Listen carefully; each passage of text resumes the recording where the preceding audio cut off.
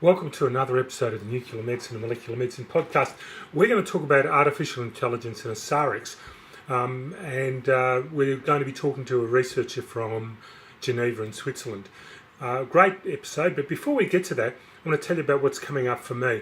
I'm going to be heading to the Society of Nuclear Medicine meeting in Anaheim in June and in 2019, so I'd like to meet you there, and so you can talk to us about what you think about the podcast, if you'd like to contribute to the podcast. If you've got a great story to tell, I'd love to hear from you. If you've got a research project or you're doing nuclear medicine or molecular medicine in a different way, it'd be great if we can catch up. So if you can email me at rob@newcast.com to give me a bit of feedback and give me some times that you might be available, and we could catch up at the Society of Nuclear Medicine in Anaheim in June.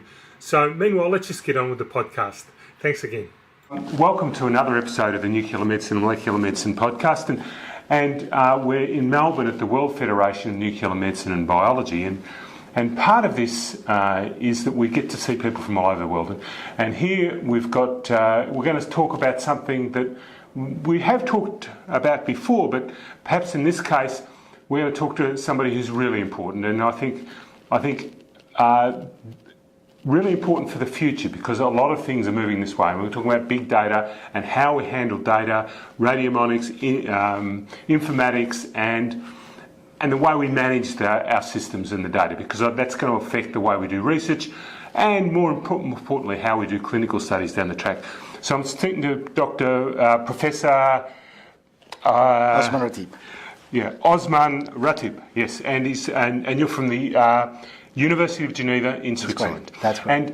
And before I get too far into this, I do want to say that you're the guy who's associated with Osirix. Is that right? Yeah, I'm sort of the grandfather that initiated the whole Osirix initiative, an open source software platform for sharing and analyzing images. So yeah, That's been my hobby for a long time. Now, if you haven't used Osirix, which I don't believe it, because every one of you must have used Osirix, right? Osirix, people went and started to use Osirix because it was free. But the truth is, people use Osirix now because it's the best. It has matured from an open source enthusiastic crowd of people using a free software and sharing that, and there was some developers around the world doing some stuff, to something that really have matured. And the main author was Antoine Rosset, has now made a FDA, CE approved version of it, which means that it has gone through 10, 12 years of maturity. Yeah. And there's several other versions that have been used around, but this one basic version that's being maintained and now has matured to a real product, and it's the most competitive product in the market, not from a price point of view, but from the features, and it's designed by radiologists for radiologists, so it's really the tool that people like. Well, it's so obvious. You've got the transmission, you've got the built-in PAC system, you've got a whole lot of plugins that mean that you can put a whole lot of other features into it. Everything's clear and obvious. The imaging's great. You can change your colour scales, you can do all kinds of various imaging, 3D, whatever, very quickly with a few clicks. It's fantastic. I use it all the time. Right, but I guess that's not really what I've come to talk to you about. What I wanted to talk about is how we manage big data and how we put information into big data, because that's really how we're going to do personalised medicine. We were chatting a minute ago, and we talked about, we need to do personalised medicine, but that means that when we're comparing our subject to our normal database, it's not of everybody in the world, or it's not of everybody who else has had the study. It's someone who closely matches the person we're dealing with. And if we're closely matching the person we're dealing with, that means that data's got to be someone who's the same age or with the same particular medical condition or the same genomics or whatever. Or we've also got to think about, this is their picture. This is their genomics. This is their blood test. This is their lipid profile. There's a whole lot of other things that go into this research or into the data to get much more value out of it. Yeah, because we are now in a different approach to research. We're not going to study a cohort of a given disease, but we want to understand the disease as a broader scope of a cohort of everybody and every differences between different patients. We know there's differences because the genomic profile is different, because the expression, because the outside environment will affect the way the disease behaves and the patient responds to treatment. To do that, it's not sufficient to have a predefined number of patients. We need a very large number of patients, and the more precise we want to be, the larger the data set has to be, so we can extract really differences of small subsets of patients with their specific profile, with a specific response to treatment. And that's the challenge, because we don't know in the beginning how many cases we need. We need as much as we can, meaning that we have this challenge of growing large data sets infinitely without a definite endpoint. We continue to acquire, and the more we have new biomarkers, new ways of measuring things, the more data we need. So we keep adding and adding to those databases. And that is the challenge, because we don't know how to do it today. No, I don't think we do know how to do it, because the data we're putting in is not all exactly the same. We don't all acquire the same on our PET scanner. Every hospital has a different way of acquiring a PET scan. Every subject, everyone has a different brand of PET scan. They reconstruct it, lifting. They're using a different pixel size. This doctor likes it more smooth than that guy. We're exporting it in DICOM, which is a format that's been heavily modified before it even gets to the database, right? Mm-hmm. So there's a lot of things. We have seen big data before, and it's been very useful, like with the Framingham study, for example. That's one of the older studies that's given a lot of information. But that's with one group from a particular place and measured the same way. How are we going to cope with everybody doing everything all over the shop? I think most institutions now have realized that we can't do what we did for the Framingham, where everything was predefined to start with. So if you want to contribute to the Framingham, you have to provide the data in that format. Right. Today, we have to sort of have a consensus format where most institutions will use it for clinical use, but also contribute to this big data. So it's changing. You're actually bringing to the clinical practice the rules and specification that makes those data comparable from one institution to another. That's protocol, the way we call things, the way which syntax we use, with some consistency of the way we describe things. We're very bad in describing what we see. We do a report, but we don't tell what it is in the image. We need to have markup language. We need to have syntax and dictionaries of terms that we're going to be used, so that we all use the same when we describe a lesion, in order to have data that are consistent, that can be used by computers to retrieve statistical patterns or trends, so that these features appear in that category of patients. Perhaps we could also start by putting different data into a big database than what we might not necessarily put into for a doctor report. For example, when a doctor looks at an image, it's been heavily processed and it's been smoothed because he doesn't like to see noisy data, right? If we put the raw data that comes out of our system into the database, then that means that it could be later on, it could be processed in any number of ways, so that if you had systems from all over the place, you could all then reconstruct them all so they all came out the same way, so that you could then compare the data. Is that perhaps one thing? And the other thing, of course, is that when a computer wants to interpret the information, so for example an SUVR or an uptake value in the PET world, it can cope with noisy data better than a doctor can. Would that be fair? It can cope with big volumes of data better than a doctor can. Absolutely. It goes beyond that. Actually, it's interesting, because computers doesn't need the image. He needs the data. Correct. The image is there for the human to understand the data. That's why some of them like it smooth, some of them with different depth, some of them with different colors, because our perception, our training is attached to a certain view of the data, and we have been trained to perceive the data. Computers don't need that. No. Actually, there's a group of researchers that are doing radiomics on raw data sinograms of PET. These are the data that the computer gets as a stream of numbers. They don't mean anything to a human being. I mean, there's no way. These are just a bunch of linear, what we call serial numbers, and these are used to construct images, but the computer doesn't need to construct images because it can analyze the raw data and then correlate that with findings and with diseases and other things. So it's interesting, the images or the image rendering is for the human brain to understand, but computers don't need it. Right. And maybe that's a little bit like the controversies we've got at the moment with Facebook and everything else. The fact is, when they give us a quiz about, you know, do we like bicycles or is our favourite colour green? And then they say, yes, you vote for Donald Trump or whatever. And then there's a lot of things that a computer can infer that perhaps we don't obviously see.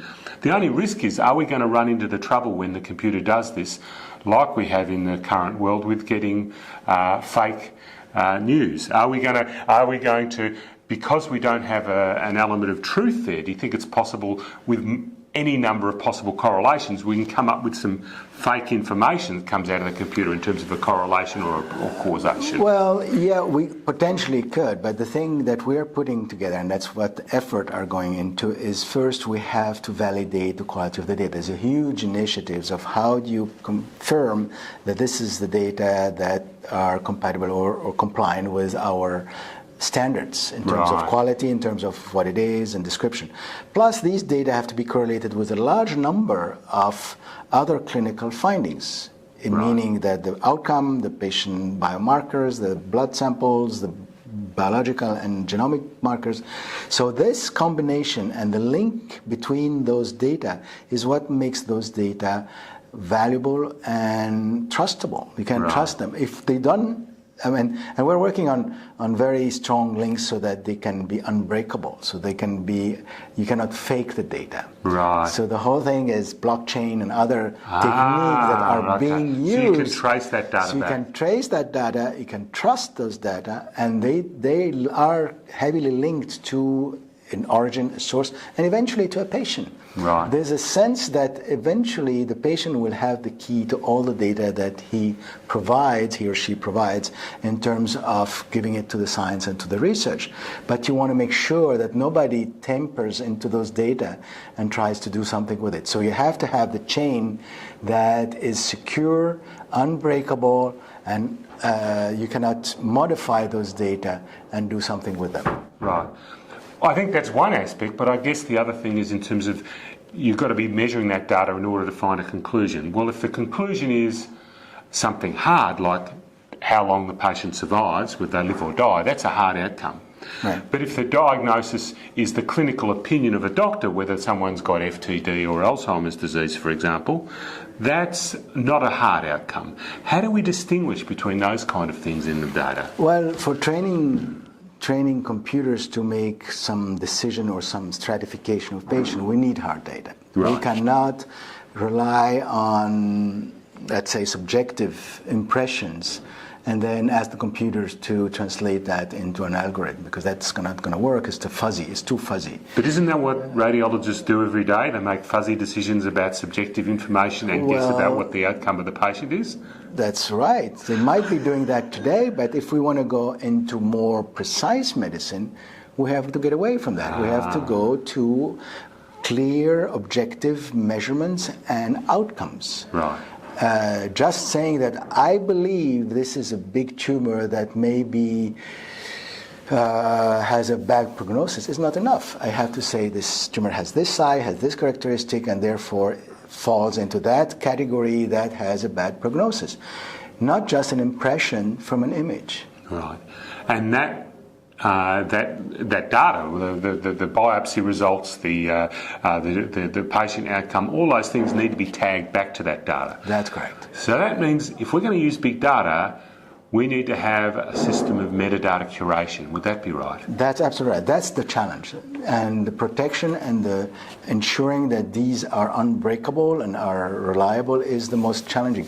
Putting data into a database, it's easy. Right. Making sure they are linked, especially when we start sharing that across different databases or across different types of data, is the challenge. It's how you link all these data together. But I guess at the ordinary clinic or at the ordinary research site, there's things we can do now to make sure that data's better. For example, at my site, I'm a research site, when the data's acquired and it's uploaded to our database, we have the same raw data with the DICOM data in the one spot, and then the DICOM data is interrogated against our clinical database and checks that the spelling is correct, that the scan acquisition was correct, that the injected activity was exactly the same as what's in our database, that the time of injection was the same. All of those little details have all been double checked in the data with our clinical database, and at the point of acquisition, the metadata is checked not 7 years later.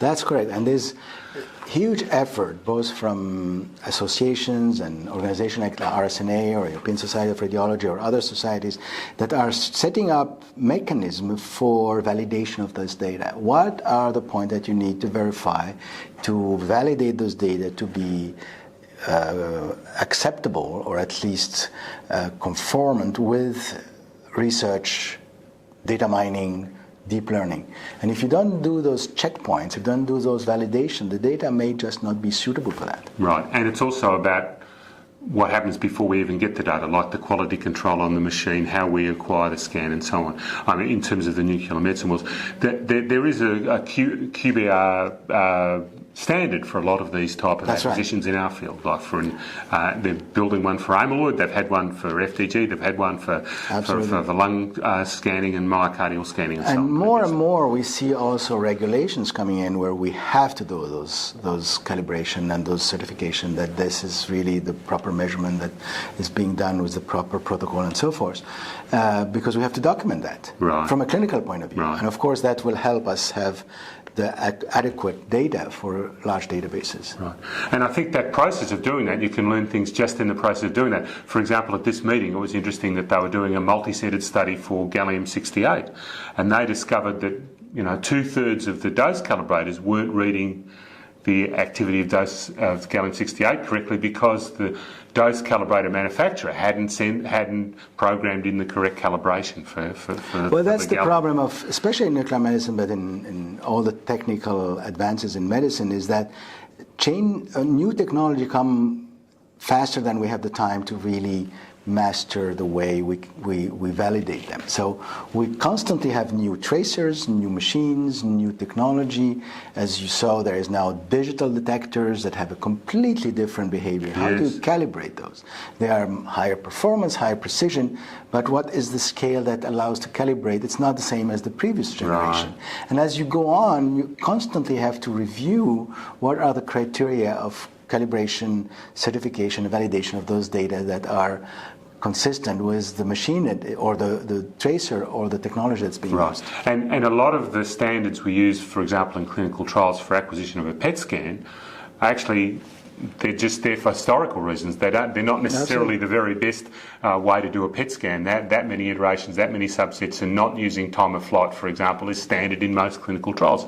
Yet we know that using time of flight would produce a better result. Absolutely. And doing a higher number of iterations and less smoothing would produce a better result for a computer, but a poor result for a human. So exactly. And that has to be updated as we go. And it's constant update.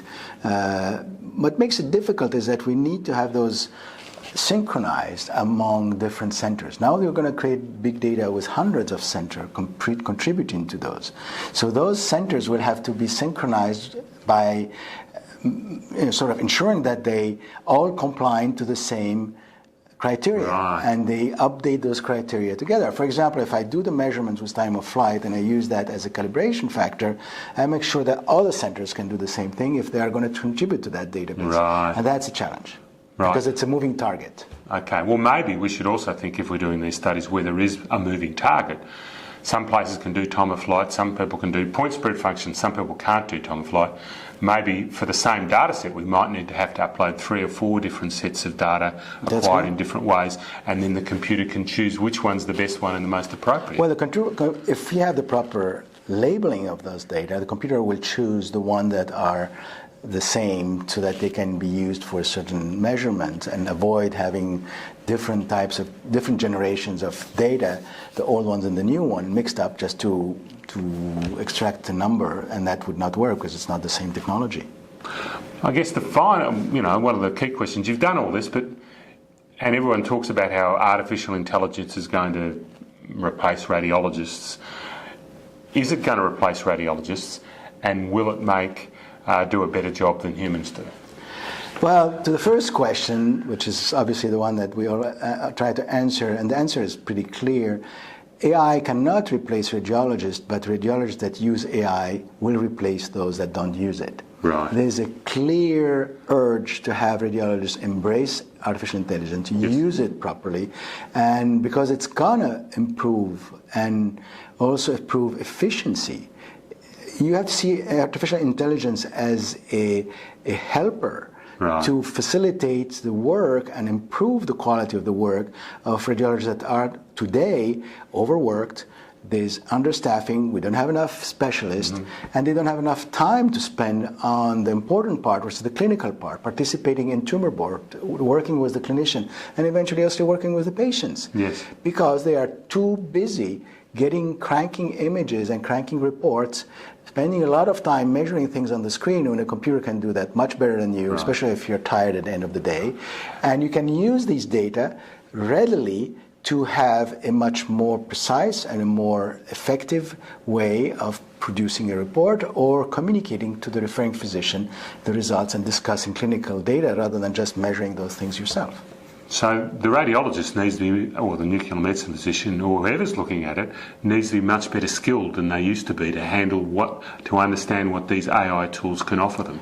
Rather than being able to look through 1,000,000 slices of a scan, their work is really about how do these different tools that measure different aspects of, say, for example, tumour morphology, the texture of a tumour. How does that affect the clinical outcome? Is that the kind of thing you're talking about? Yeah, absolutely. It might sound a little complicated or sophisticated, but it's becoming easier and easier because AI or computers are capable of providing the results in a very intelligent and easy to understand. Right. So physicians or radiologists or whoever looks at the images will be able to get the information without spending hours clicking on different algorithms that will do filtering and extraction of data, because that's done automatically. This is where it's really intelligence and not just a tool. The problem we had so far is that radiologists were overwhelmed with tools that they had to apply to do the processing. Right, resistant. Right. Yeah, because you basically have to put something and put the region of interest and then extract a number and then copy this to that and then do a table. Computers can be intelligent and do that for you. Right. And that's where we have a quantum leap of what computers will do for radiologists. Right. Taking away the tedious and boring and difficult part that's taking a lot of your time and giving you results at much faster way, much more precise, that you can spend your time doing something more clinical and more useful. Right. And I suppose the results you're getting are going to be more sophisticated in some ways too, and give you more flavours of information than you probably might have got previously. You will have more parameters. This is why we talk about multi-parametric analysis, because the human brain can sometimes deal with 3 or 4 variables, saying, okay, this is high, this is low, so on average it's like that. Computers can do that with hundreds of variables, which we can't. Yes. So the computer will extract all the trends, understand all these variables, analyze them very quickly, much quicker than we would take to analyze 3 or 4, they're doing hundreds, and give you the relevant extraction or relevant data out of this analysis, which is beyond what a human brain can do. And then we can bring in what we are good at, is the integration. Right. Which is the intelligence of the human clinical practice that can really put these data into the context of the clinical patient. Right. And that's what we're good at. I guess we do need that context. For example, we've had the controversy over the last few years about fMRI, for example, where there were spurious correlations generated by doing too many comparisons, and that produced spurious correlations so that you could use fMRI to prove anything. Yeah. Right? Well, that's what computers do. They compare what you tell them to compare. Right. But they don't have the knowledge, the experience, and I would say the intelligence of integrating what you're comparing to a given purpose.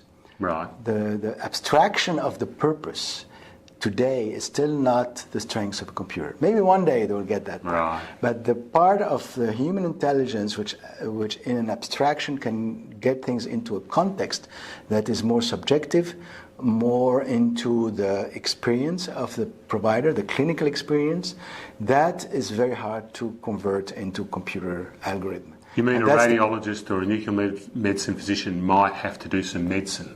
That's true. And finally, go back to their original mission, which is not playing with numbers and reason of interest. Our mission is what we've learned from medical school and from experience with patients, is to integrate that into the context of that patient.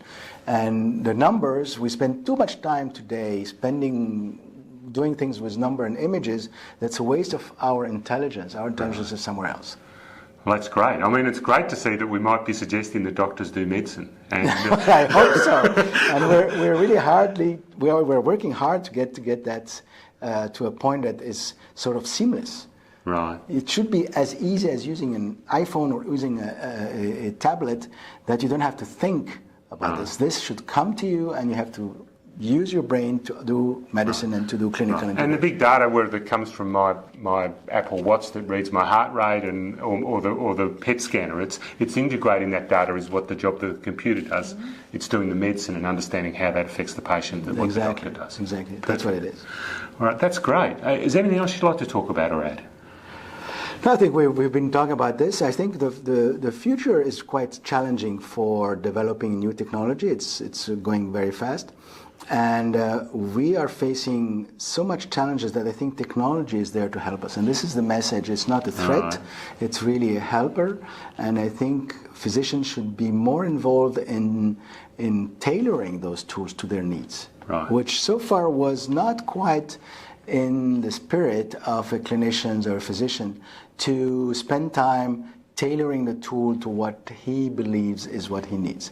And we need involvement. And then when we say a radiologist that uses AI will replace a radiologist that doesn't use it, it's not just using it. He has to learn to tailor it to its need, to his proper needs. And that's where computers cannot just design themselves. You have to tailor it to what you want to do with it. Well, perhaps that also involves the people like me, which are the technological people that assist doctors, and I think that the informatics people in the nuclear medicine department, the technologists, the physicists, all of those people play a role in doing that as well. Absolutely. I'm sure. Absolutely. It's this dialogue between, I could do that for you, but is it useful? Yes. Well, maybe this is not useful, but that is useful. So I may find something that suits my needs that's not necessarily the technical innovation, it's just how you use it. Right. Excellent.